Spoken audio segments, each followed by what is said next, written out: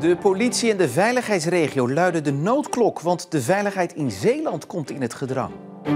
We zijn nu zo krap georganiseerd dat we de basis op orde hebben. Maar er hoeft niet veel te gebeuren en dat slaat echt om. En daar maak ik me wel zorgen over, ja. En verder in het nieuws vandaag. Voetbaltopper met extra grote belangen. En ter nagedachtenis kraanvogels vouwen.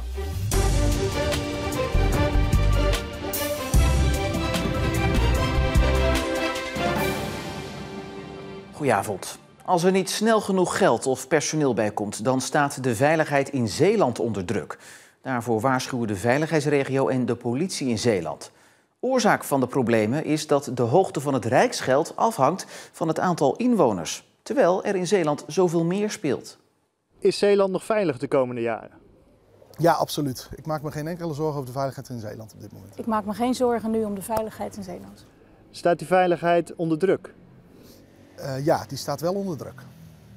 Ja, ook daar sluit ik mij bij aan. Als ik naar de toekomst kijk, staat die zeker onder druk. Samen staan ze voor die veiligheid in Zeeland. De bazen van de veiligheidsregio en de politie. Maar ze waarschuwen ook, want de druk op hun organisaties wordt steeds groter. En dat heeft voor een groot deel te maken met de verdeling van het geld. Bij beide organisaties wordt het budget of het aantal mensen voor een groot deel gebaseerd op het inwoneraantal, wat in Zeeland laag is. Maar daarbij wordt er te weinig rekening gehouden met de kenmerken van onze provincie. De vele toeristen tellen bijvoorbeeld niet mee, net als de kerncentrale. En ook wordt er weinig rekening gehouden met de uitgestrektheid van Zeeland. Zo zijn er meer hulpverleners nodig om overal op tijd te kunnen zijn. Wat heeft die krapte voor praktische gevolgen in jullie organisaties? Nou ja, als je naar de politie kijkt, is dat wij vooral onze meldingen kunnen rijden. En ik zeg ook altijd, wat we doen, doen we ook echt ontzettend goed. Alleen, er zijn een aantal vlakken waarop wij te weinig nu kunnen doen. Bijvoorbeeld de preventieve taken, die pakken wij te weinig op. De regierol van de agent in een aantal maatschappelijke casussen als het gaat over overlast, onrust, personen met onbegrepen gedrag. Ja, daarop kunnen wij als politie echt nog meer. Maar daar zullen we dan wel voor gefaciliteerd moeten worden. Het blijft nu echt beperkt tot het doen van het rijden van meldingen en het doen van goede onderzoeken. De brandweer rukt echt wel uit en de brandweer blijft ook echt wel uitrukken. En tegelijkertijd zijn wij ook achter de schermen bezig met voorkomen dat er incidenten gebeuren. Goed voorbereiden wat als er een crisis komt. Dat soort werk heeft niet de dagdagelijkse urgentie die een brand heeft. En dan zie je vaak dat soort taken juist ook wel wat gaan inboeten. Maken jullie wel eens zorgen dan, zeg maar, van hoe gaat de toekomst eruit zien? Gaat het allemaal goed komen? Ja, uiteraard. Want nogmaals, we zijn nu zo krap georganiseerd dat we de basis op orde hebben. Maar er hoeft niet veel te gebeuren en dat slaat echt om. En daar maak ik me wel zorgen over, ja. Ja, daar sluit ik me bij aan. Daar maak ik me ook zorgen om. Kijk even naar de vraagstukken op weerbaarheid die voor de samenleving die op ons afkomen. Ja, daar maak ik me zorgen op. En tegelijkertijd ben ik ook super trots op iedereen die maar 24/7, dat is bij jullie niet anders, klaarstaan om die veiligheid te borgen. Maar dan maak ik me als werkgever soms ook wel zorgen. Wat zou jullie boodschap zijn voor de inwoners van Zeeland? Maak je geen zorgen over je veiligheid. Maar laten we goed in contact blijven over de verwachtingen die we van elkaar hebben.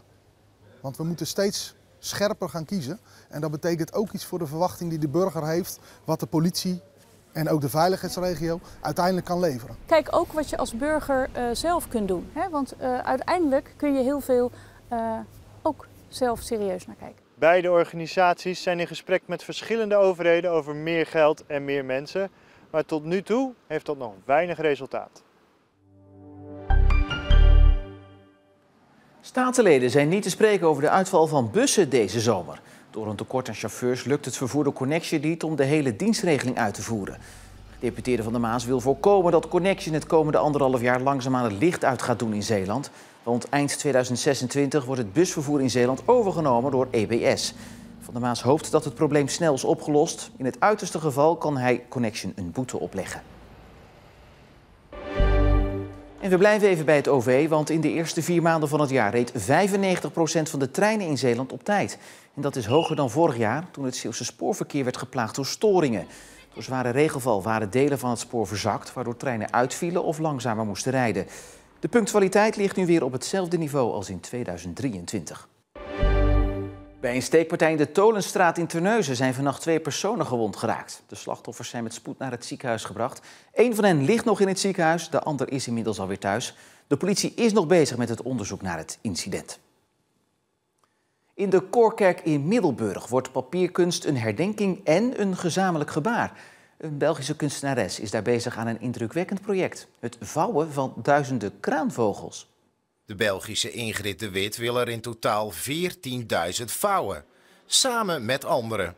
Iedere kraanvogel staat voor een kind dat omkwam in de oorlog in Gaza. Kinderen die geen stem meer krijgen, die een beetje vergeten geraken doordat ze omkomen in een conflict waar we weinig vat op hebben. In België zijn al honderden kraanvogels gevouwen. Maar Ingrid de Wit hoopt dat er nog veel meer mensen aanhaken. Ze nodigt Zeeuwen uit om mee te doen, om er zoveel mogelijk te vouwen. Elke keer dat we een kraanvogel vouwen, gaat daar toch een moment naartoe. Een herdenkingsmoment voor een kind dat jammer genoeg geen herdenkingsritueel krijgt. Zelf meevouwen? Tot eind juni zit Ingrid iedere vrijdag in de Koorkerk. Het onderzoek naar de milieueffecten van de opslag van kernafval bij de Covra in Nieuwdorp moet opnieuw. Dat heeft verantwoordelijk staatssecretaris Jansen besloten nadat een onafhankelijke commissie kritiek had geuit op het onderzoek. Zo is niet voldoende onderbouwd waarom de opslag van kernafval veilig en verantwoord gebeurt, volgens de commissie. En verkeer moet de komende 2 weekenden rekening houden met vertraging bij de Westerschelde-tunnel. Het asfalt wordt vervangen tussen het Tolplein en de inrit van de tunnel. Dat gedeelte is in beide richtingen tijdens de werkzaamheden 1 rijstrook beschikbaar. De werkzaamheden starten vanavond om 8 uur en zijn maandagmorgen vroeg klaar. De tunnel waarschuwt voor vertraging en drukte door de werkzaamheden. En het is normaal al dé wedstrijd in Zeeland, maar deze keer helemaal. De voetbalderby Kloetinge-Hoek belooft morgen een waar spektakelstuk te worden. Omdat Hoek kampioen van de 3e divisie kan worden en Kloetinge dat natuurlijk koste wat het kost wil voorkomen. We gaan door naar het Westerlooppark in Kloetinge. Daar staat voor ons al klaar verslaggever Jan-Jaap Corré. Ja, Jan-Jaap, wat verwacht jij eigenlijk van die wedstrijd morgenmiddag? Ja, ik hoop en verwacht dat het echt een reclamespot gaat worden voor het Zeeuwse voetbal. Een echt voetbalgevecht aan het eind van een nu al geweldig seizoen voor het Zeeuwse voetbal. Want Kloetinge en Hoek hebben zichzelf en het Zeeuwse voetbal dit seizoen echt weer op de kaart gezet. Kloetinge doet het geweldig, staat op de 4e plaats. Dat is al verrassend. Maar wat te denken van Hoek dat dus morgen kampioen kan worden van de 3e divisie. En dat had eigenlijk helemaal niemand verwacht aan het begin van dit seizoen. Eigenlijk had het al zo kunnen zijn dat Hoek morgen aan 1 punt tegen Kloetinge al genoeg zou hebben gehad. Want vorige week tegen Gemert stond het met 1-3 voor. En die voorsprong werd nog weggegeven. En daardoor moet het dus morgen winnen om die alsnog binnen te slepen. 1-3 dus voor vorige week. Onder meer door 2 doelpunten van Silvio Hagen. Je had in principe een soort held kunnen wezen die dag. Dit is Hagen met een fantastische goal. Je scoort 2 keer, die staat 3-1 voor, 1-3. En dat is heel zuur dat het nog 3-3 wordt. En ja, dat vind ik jammer. Door het gelijkspel tegen Gemert zijn alle ogen nu gericht op de wedstrijd van morgen. Uitgerekend in de derby tegen Kloetinge kan Hoek kampioen worden van de 3e divisie. Ja, ontiegelijk veel zin. Hoeveel kansen krijg je nou om in de 3e divisie kampioen te worden? Het wordt ik denk een dag om nooit meer te vergeten. Voor Hagen heeft de wedstrijd nog wat meer lading. Hij komt uit Goes, speelde zelfs nog even bij Kloetinge, maar draagt al jaren het shirt van de grote rivaal. Ik heb heel veel vrienden daar ook bij Kloetinge, dus ja, het is wel voor hun misschien ook dubieus, want sommigen zullen juichen als ik score en sommigen zullen misschien niet blij zijn. Maar goed, daar leef ik mee. Want voor Hagen telt maar 1 ding, zo hoog mogelijk voetballen.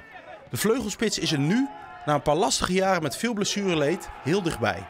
Ja, je hebt natuurlijk ook veel jaren gevoetbald en dat je zo graag naar de 2e divisie wil en je zo graag wil bewijzen. Maar dat het toch een beetje tegen zit en ja, toch de beste versie van jezelf laten zien. En ik hoop dat ik dat zaterdag nog 1 keer kan laten zien. Ja, ik begreep net dat ze nog druk bezig zijn in Kloetinge met de laatste voorbereidingen voor de wedstrijd van morgen. Hoeveel toeschouwers verwachten ze er eigenlijk? Ja, veel in ieder geval. Hoeveel is een beetje lastig in te schatten. In de voorverkoop zijn zo'n 1000 kaarten verkocht. Dan mogen alle leden van Kloetingen, en dat zijn er meer dan 1000, allemaal gratis naar binnen. Dus daar worden er ook wel veel van verwacht. En dan is er morgen hier op het Westerlooppark ook nog gewoon een vrije verkoop voor mensen die hier aankomen en nog geen kaartje hebben. Dus hoeveel precies is afwachten. Maar duizenden gaan ze in ieder geval vanuit. En daar hebben ze ook rekening mee gehouden in de logistieken en ook de voorbereidingen wat beveiliging betreft. Ja, en voor de mensen die niet naar het sportpark kunnen komen, heb jij een mooie oplossing, hè?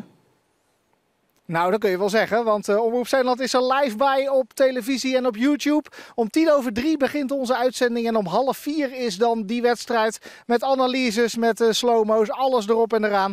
En natuurlijk hebben we ook een live blog op onze website waarin je helemaal niets hoeft te missen. Dus bij de derby zit je hier op het Westerlooppark morgen goed, maar ook bij Omroep Zeeland. We gaan kijken. Jan-Jaap, dankjewel. In tegenstelling tot gisteren begon het veelbelovend zonnig en eindigde het bewolkt. Zeeuws-Vlaanderen bleef de bewolking het langst bespaard bij maximaal 17 graden. Dit weekend volop zon, zondag wel kans op een buitje, maar morgen is daar helemaal niks van te merken bij maximaal 20 graden. Prima weer dus om in de tuin met de laptop of tablet op schoot naar die voetbalderby Kloetingen-Hoek te kijken, want dat kan natuurlijk ook gewoon online. Tot zover voor vandaag. Nog een hele fijne avond, een goed weekend vooral en graag tot morgen.